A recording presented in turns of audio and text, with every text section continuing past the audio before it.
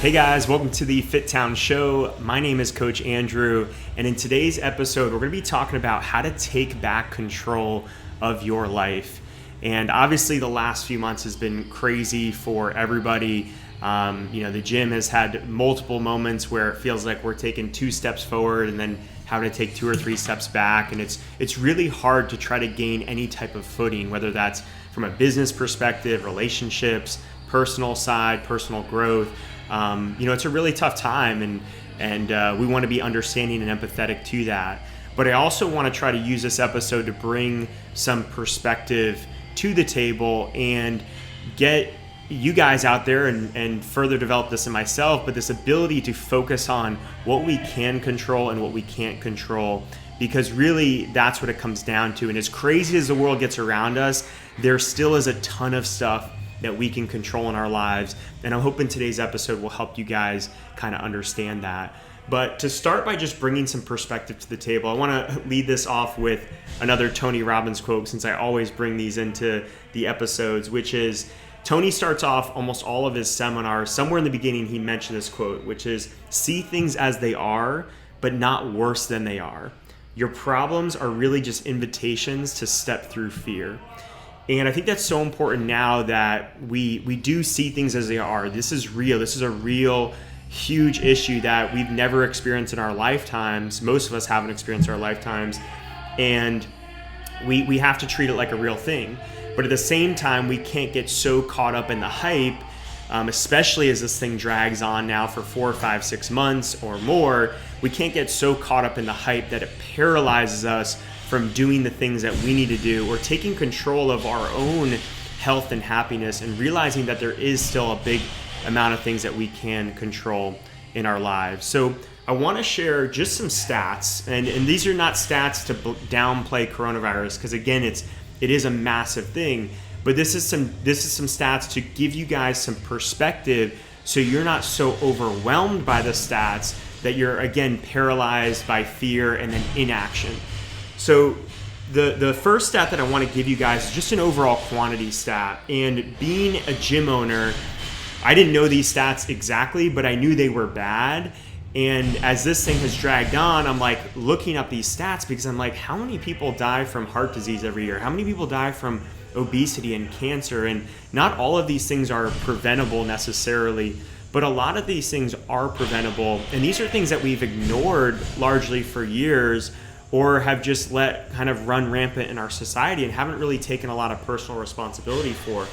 So when you talk about heart disease deaths are on average about 650,000 Americans every single year, which is one person dies every 37 seconds in the US from cardiovascular disease of some type, right? And that's not necessarily including things like obesity and diabetes. Sometimes those things are interrelated, but that number is crazy. 647,000 Americans was, I believe, the 2019 or 2018 number. So when you're talking about deaths of 140 to 165,000, which is roughly the numbers that I got off of CDC and other places for coronavirus deaths since February 1st, it's a crazy number, right? It's something that we certainly have to be respectful of and empathetic to, but we also have to realize how those numbers compare to other things. And even if we were to have multiple more months like this, we still wouldn't even touch the heart disease numbers that we get in a single year, right? So I just want you guys to have that perspective. The other perspective is that a lot of the deaths still come with those other things associated with it. And straight off the CDC website, they say that only 6% of the COVID deaths only cause mentioned is COVID, right? So of 100% of the people that die, or of 100 people that die, only 6 of those people only have COVID listed on that death certificate, meaning they were like basically in perfect health outside of that. In the people that do die from COVID, most of those people have an average of 2.6 additional conditions, right? Additional conditions could be a large number of things, but a lot of times it is those things like obesity and heart disease and respiratory issues and things like that. So on average, the people that are dying have not just 1 or 2, they have 2.6, almost 3 comorbidities associated with that. And right, that's not to say that, if you're young and healthy, that there's no way you can die from it, but it is to give you guys a little bit of perspective again on how serious it is, because nothing that we do is completely risk-free. When we drive in our car, we're taking on a lot of risk. I mean, I actually tell my wife this all the time. Nikki, she has family in Miami, and I told her before that I don't like how often she would drive down there, or what times she would drive down there. Sometimes she would drive down there where she'd have to drive back late at night. And I would just tell her, like, yeah, let's go and see your family, but let's do it smartly, where we're not putting ourselves at excess risk. We always wear a seatbelt when we drive, right? We take certain precautions when we get in a car to make sure that hopefully we can survive that. But we realize every time we get in a car, especially to drive down to Miami, we're taking on a certain amount of risk to potentially get in an accident, and you never know what can happen in a car. So realizing that all things have some kind of risk, and it's about evaluating, well, what is the risk reward for us and those around us, right? So I just want to give you guys some kind of perspective. Again, it's not to downplay it. It's not to say don't socially distance or don't wear a mask or don't do that. Do those things, but realize it's not so overwhelming that you can't also begin to live your life again in the ways that you want to, and you can't take back control of your health, sanity, and happiness and all those things. So I keep mentioning this idea of control, and I want you guys to start to associate this idea of control with mental toughness, all right? When we think about mental toughness, a lot of us think about something that really looks more like physical toughness. We think about the person who can run an ultra marathon, and even though they have blisters on their feet and they break their ankle or something like that, they continue to push through and finish that ultra marathon. Or Michael Jordan, when he's got the flu, he pushes through and still scores 30 points and leads them to a victory in a NBA Finals game. Like, those are the things that we think about with mental toughness, but that's actually more physical toughness than it is mental toughness. One of the key defining factors, maybe the most important factor when we talk about mental toughness, is the ability to, in any given moment, in any given situation, to be able to define and realize what is in your control and what is outside your control in that given moment. And then after defining that, putting the majority or all of your focus and action into the things that you can control. So what I would like to do for this episode is really empower you guys to list out and figure out how many things really still are under your control, and realize that if you want to be able to put yourself in the best position health-wise in the future, that focusing on these things that you can control are going to do way more for you benefit-wise than doing anything outside your control. And a lot of times the outside control is worrying about what other people around you are doing, right? Are they abiding by social distancing? Are they wearing masks? Are they making us go back to school? Whatever it is, right? I'm not trying to take a stance on those things, but realize those things are outside your control in many ways. And the things that are inside your control are the things that you do on a daily basis, and the things that are going to bolster your health long term. Because the other thing I want to bring to perspective here is that this is not the first and last pandemic we're ever going to see. As soon as this thing ends, before it ends, we might see something else come down the pipeline that's just as bad or worse. So there is no real clear end in sight with this thing. And even if there was an end in sight, who's to say that the next thing isn't going to be worse than this? So it's really important for us to not panic because of that, realize that that's a potential scenario, and then go back to focusing on, okay, well, what can we control? And realizing that even in the worst of this worst pandemic, that if we're healthy and taking care of ourselves, that we can do a drastic amount to limit our risk. So let's talk about some really simple and concrete ways that you guys can start to build some momentum back. And as I'm listing these off, I want you guys to think about 1, 2, 3 really small things that you can do. Don't try to take on everything at once, but try to start to get that momentum back. Momentum is one of the most underrated things that we see in just the transformation process as a whole. And a lot of people focus too much on that big, massive transformation, right? And some of you guys have been so consistent for so long that you forgot what it was like to really get you to that successful level that you are today or were 6 months ago if you've lost some ground. And a lot of times it's a compilation of many small, consistent habits that are leading to that. It's not that massive 2-week transformation. So let's start getting back to celebrating small wins. And small wins are things like getting outside every single day, right? Getting 10 to 20 minutes in the sun every day. Boost that vitamin D. That's all you get. That's all you need in Florida to get your vitamin D levels up, to get your stress levels down, is to do a walk, right? Get a educational or inspiring podcast. Some of my favorites are the Tim Ferriss Show, The School of Greatness. A really good book you could read right now is The Compound Effect. It's about little wins that add up and compound over time. So that's a great audiobook if you guys are looking for that kick in the ass again. Delete social media apps from your phone is a really simple thing you can do.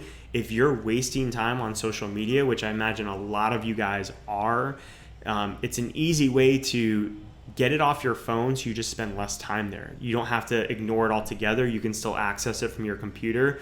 But I recently did this about 2 weeks ago, and it's probably knocked my social media use down by 60 to 80% because it's just hard for me to access throughout the day. So I'll only access it at night when I'm on my computer, right? Protecting your mind is something that you can control in this time. You don't have to just flood your mind with all these different political agendas and outrage and hype and hysteria. You can look at some of that stuff, but then you can go right back to some of the more educational and empowering stuff like a really good podcast or an audiobook.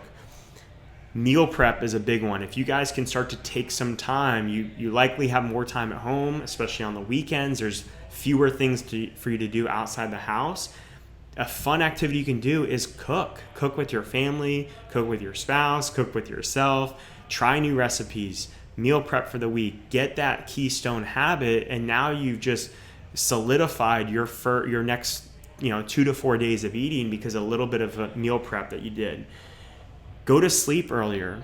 One of the biggest comorbidities is things related to blood sugar, diabetes and things like that. And one of the best ways to regulate your blood sugar is just to get good sleep. I mean, I've seen studies that are even extremists to say like even one bad night of sleep can affect your blood sugar levels the next day and put you in a situation where someone looks like pre-diabetic based on their blood sugar levels.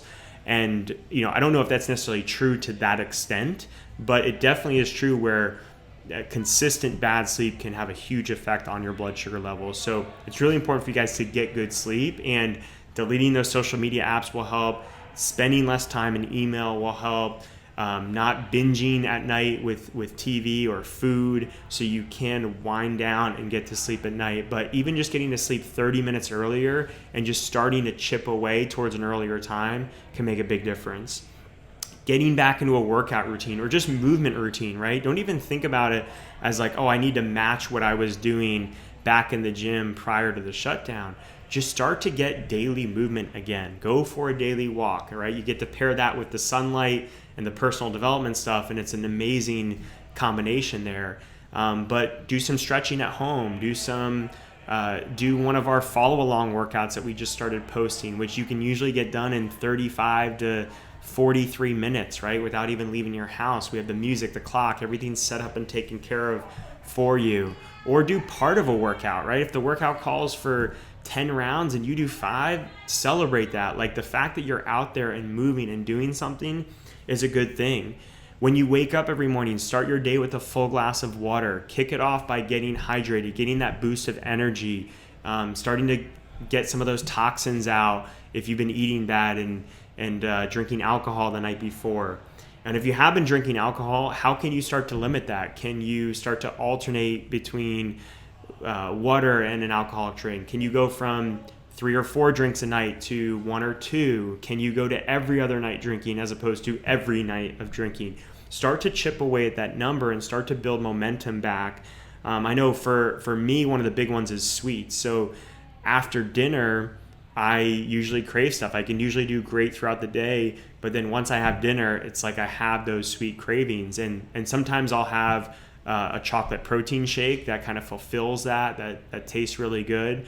But one of the things that I've been working on with a lot of my clients, and now I've applied to myself, is giving you something to look forward to after dinner that isn't food related, right? So for us, it's now a walk with the family. We're getting outside again. We are moving our bodies, so it helps with that digestion. We're getting a chance to talk and catch up after the day.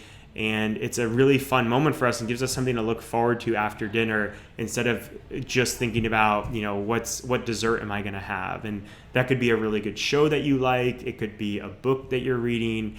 It could be a game you're playing, a puzzle you're doing. It could be something small, but I really encourage you guys to have something that you can look forward to after dinner if you find that you have other habits, sweets or alcohol, that are kind of consuming your attention, and it's really hard to break that habit. It's a lot easier to replace that habit.